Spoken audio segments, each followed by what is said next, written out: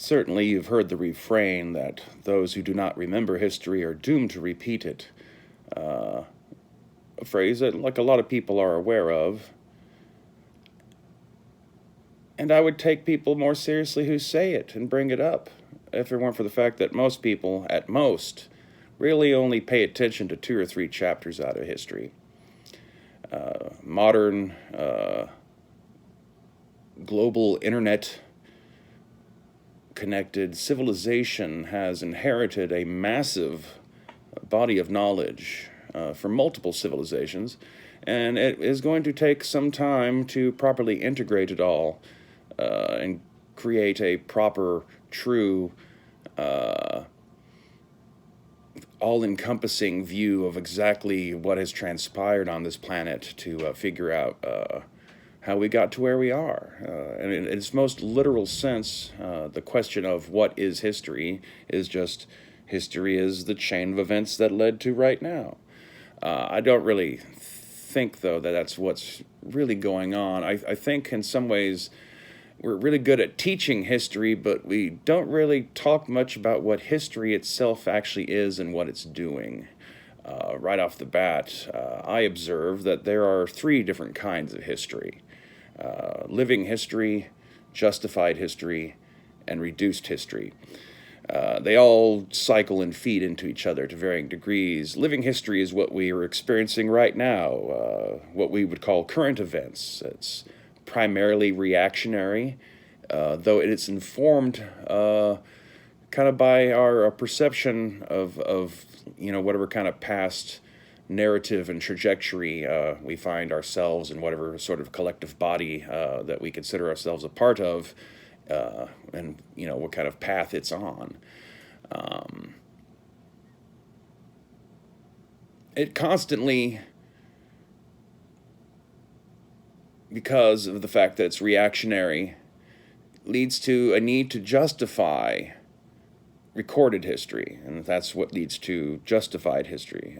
If you've noticed and been paying attention, if you're an older person, periodically every 10 years or so, you'll kind of notice on like historical television and just like teaching standards and all it, the books that are out and being popularized. It's like we periodically kind of like forget history and rediscover it and reinterpret it periodically. Well, that's done because of living history.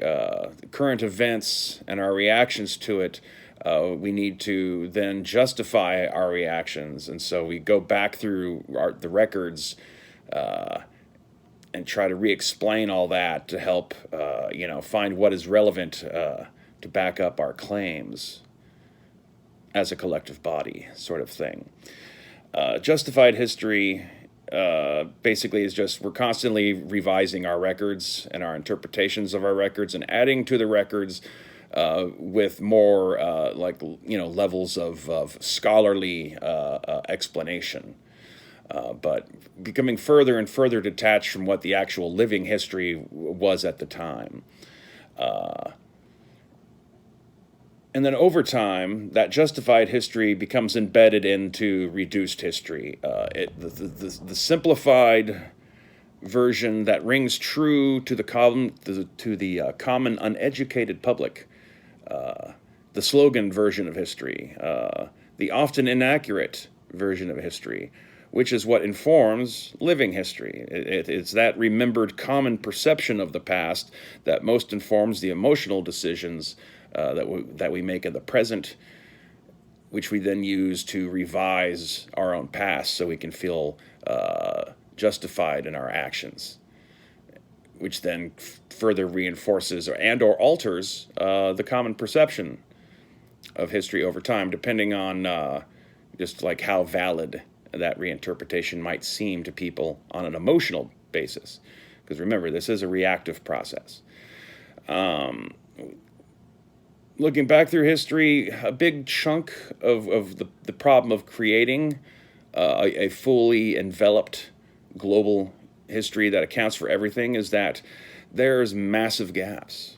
Massive gaps. I mean, right off the bat, like pretty much everything that happened prior to 7,000 years ago, all we really have is like some vague ideas that we can piece together based on what we can figure out of ancient human migratory patterns that are traceable through, like looking at mitochondrial DNA divergence points between various populations and all that kind of stuff, which both in some ways reinforces some of our old concepts about anthropological race, while at the same time kind of showing that like a lot of the assumptions were a little backwards in some instances.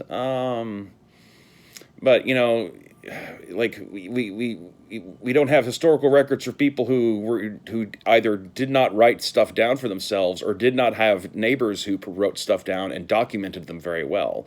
So they're all kind of missing, and that's a chunk of where we kind of start developing the thinking that certain peoples are civilized and certain peoples aren't civilized. If you don't fulfill enough of the criteria, you don't get to make the list. If you're not living in like a certain level of advanced cities, if you're not practicing agriculture, if you're not producing some sort of pictograms at the bare minimum or runes, something that people in later centuries can interpret and figure out how to read. In other words, you're just kind of ignored from the list. And the project to like develop a large scale history has been centuries in the making and is still ongoing, which is a chunk of why some people might find it a little lackluster, insulting, or just ignoring them when they encounter one language group's education system over another language group's education system. If you've ever heard of terms like a French education or an English education, it's not just education in the language, but it's also education in the body of knowledge that has been accumulated by that society over the centuries. It's stuff like that is why I'm of the rather, like freakish idea that really what we should be doing is trying to reformat our concept of what race means to really be more about what, languages you speak, which, in which case, if you're able to think in multiple languages, then you're biracial, kind of a thing. But otherwise, like, your thinking is defined by your language, and so everyone who thinks, not even so much speaks, but thinks in that language, all kind of sees the world through certain shared assumptions and framing devices that interlinks them all in a way that is more transcendent and important, really, in the long term than I don't know what corner of the planet your ancestors were on 400 or 500 years ago. Kind of a vibe.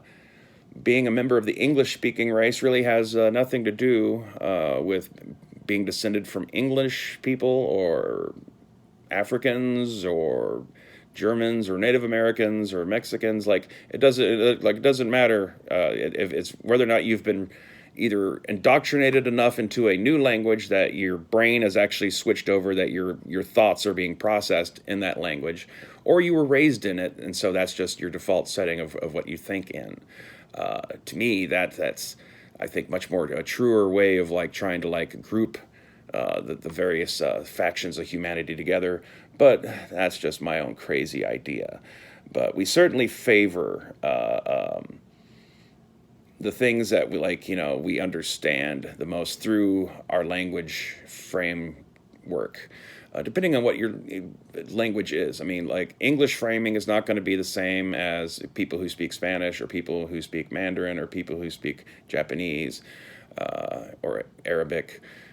Whatever, Russian, like everyone's language is like I said, it kind of gives you slightly different way of looking at the world. Because there's different just whole terms and concepts that just don't exist in some languages and exist in others. And so I find it, a more helpful framing device than like necessarily nitpicking over like, who we're descended from specifically. Humans move about and conquer each other continuously through history. And so much of it's lost and is never going to be understood. You can only learn so much looking at like an old arrowhead or, a stone block arrayed in a ring in the middle of a grassy field. If there's really like nothing to indicate who the people were who built it, why they built it, what they even called themselves, how they related to anyone around them. All we do know, though, is that nothing evolved out of a vacuum. There is a limitation to the narrow way that that a lot of peoples have been kind of describing their historical thread.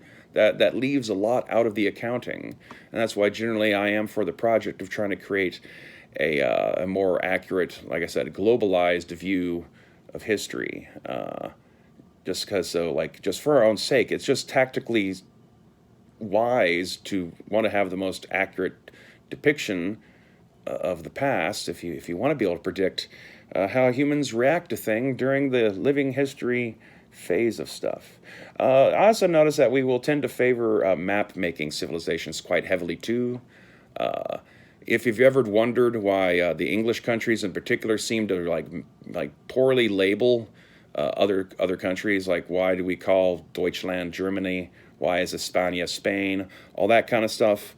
Well, that's because for some reason, despite the fact that the British Isles are arguably a Scandinavian set of countries in their origin, at some point in our past, like we all collectively just kind of got it into our head they were actually really Romans, because they colonized our island briefly, and then had to go home because of wars and internal strife going on, well away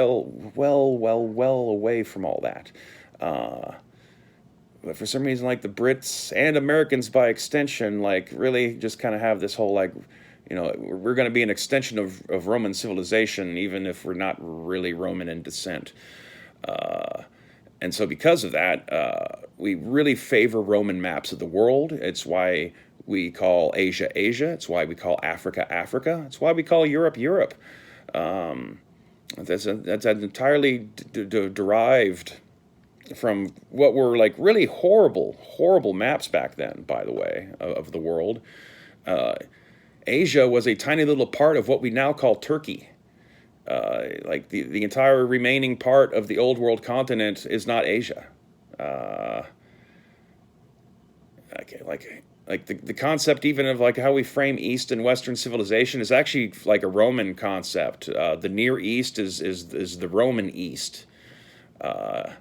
The West is the Roman West. If we were like Western civilization, if we were just looking at the Eurasian continent, well, if you draw a line straight down the middle of the damn thing, like shit, that like everything up to Kazakhstan is part of Western civilization by that reasoning. And I don't know, like there's terrible inaccuracies in how we present the whole thing, and I feel like for a variety of reasons we should like be trying to incorporate and translate more stuff and try to take as fair of an objective look back on these things. This doesn't mean like ignoring our own part of it or like trying to like constantly vilify ourselves and our own role to play. I mean, Jesus Christ. Controversial thing to say, but there's a weird analogies between English history and American history overall. Wild, low-tech civilization of indigenous people, largely lived in wooden cities and towns. They warred amongst themselves, but not too heavily. We're big on worshiping nature spirits and feeling connected to the land and animals and all that kind of stuff. Lived a life of both like light agriculture / horticulture and a mixture of hunting. And one day, some weird people show up on boats on your shores from a foreign land with like really big fancy ships, like not at all the kind that you could build. And they got fancy shiny metal weapons, and there's some fighting back and forth. And for a while, they hold on to your land, but eventually, as I said, internal shit drives them away. But others keep coming. Like now people are aware that your land's there, so other opportunistic kingdoms over the centuries arise, and they fight over each other, and like slowly but over time, the whole identity of that land is kind of disappeared. The original indigenous population is increasingly reduced into just tiny little pockets where you only a few people kind of manage to hold on to their original native speaking tongues and all that kind of stuff. And eventually it ends up just deciding, fuck it, we're just going to conquer ourselves. And it ended up becoming like a major world power that's just as much of a rival, if not superseding, the various countries and foreign powers that had tried to colonize it prior to that. And then go around the world colonizing other places. I mean, is that the backstory of North America, or is that the backstory of England? You tell me. Um, America very much like views it like, like we're not inheritors to Rome. We act like we're Rome's grandkids. We're more like Rome reincarnated. We're not, there's not an actual line of true descent there. Ironically, as our civilization makes a point of separating out the whole concept of like the Latin world, and yet Spaniards, Portuguese, and the various peoples that they've conquered and influenced, and as I was saying back at the beginning, their entire like language family is all like they are more directly Roman. Like they are Roman. Like Spain was part of Rome. The Spanish language is a dialect of Roman Latin. Just add a couple thousand years, all that kind of shit. They're more Roman than the fucking French. So it's weird that we calve them away and act like they're a completely separate society and race. I personally think that might be some lingering trace of old propaganda back when England and Spain used to fight each other as naval powers centuries ago, and that we just have still just inherited this weird little tick where these people who live just like right over there apparently are completely foreign and alien. These are very old things amongst, human thinking and how we look at shit. And Rome is the primary example of, why, we will favor civilizations that have maps. If you have a clear, defined idea of your territories, your civilization was much more likely to survive the colonial wave. The thing is like, even Rome was a colony. This is actually a white person thing. We've turned it into that over the centuries, largely because we kind of forgot that it happened to us, and so take note of that. Everyone who's been abused, quote unquote, by European colonialism, be on guard of what you might be yourselves 1,000 years from now. But really, this is all like a Central Asian thing. This is all like successive waves of Central Asian peoples constantly moving out and conquering the lands around them. It's in chunk why military historians have this weird kind of long lingering paranoia about Russia, is they control the quote unquote heartland of the world island and all that kind of stuff. Tons of people. The Indo-European group itself came out of Central Asia. Native Americans came out of Siberia. Turks, the Mongols, the Huns. It's where the original Iranians come from. This is all actually a massive colonial project that emerged out of Central Asia. I also think our framing of trying to I don't know if the epicanthic fold is actually really enough to say that East Asians and Western Eurasians are actually different races, because if you were to just drive across the bulk of the Eurasian continent from one end to the other, you kind of would see just a gradual natural transition from one eye style to the other. But otherwise, I don't know, is language separation enough to really say that we're all actually different peoples, or it's just that our civilizations had time to kind of grow at opposite ends of the continent for a little bit, and so we learned to talk a little differently and do a few things a little differently. But does that really make us alien to each other? I don't know. Genetically speaking, there's only 1.5 races that ever got out of Africa. What we consider to be race is also insanely shallow. There's really no genetic differences at all. It's really more about gene expression. And it's all just, it's really dumb to be nitpicking over it all. We all have bigger fish to fry. Yeah. so to say. We're intelligent enough to like, appreciate the planet we're on and appreciate our lives and each other. And so we should act that way. And, learn to like love all of the human experience and not constantly feeling like just because someone wants to talk good about their thing means that they're attacking your thing. Like, I don't know. The Star Trek future isn't just like the concept of just having a bunch of people of different colors on the bridge of your starship. It's the fact that everyone's cool with both themselves and each other. O'Brien likes being Irish, but also really appreciates and values his Japanese wife's Japanese culture, and vice versa. That kind of a thing. That's what we should be striving for. Clearly, the world is not on that page, though, so I'll be sure to hear some negative comments below. Be sure to hit thumbs down, despite the fact that, like no one can really see it unless you want to go to a lot of trouble to figure out that kind of stuff. All it means is that you're less likely to see more videos of mine, and if you don't like my content, then feel free to not be watching my videos. Other than that, stay waspinated, hit like and subscribe, and all that kind of good shit. I'm sure there's probably a book or two I've written that you might enjoy reading, specifically about the topics of history. Those would be Pax Luporum, Werewolves of the Republic, which is about 3rd century Rome, or you could check out Expedition to Ancient Egypt, which is about the 11th century BC of, ancient Egypt, right after the Bronze Age collapse. You can also check out Cowgirls versus Zombies and Dracula's Carpathian Christmas. Yeah.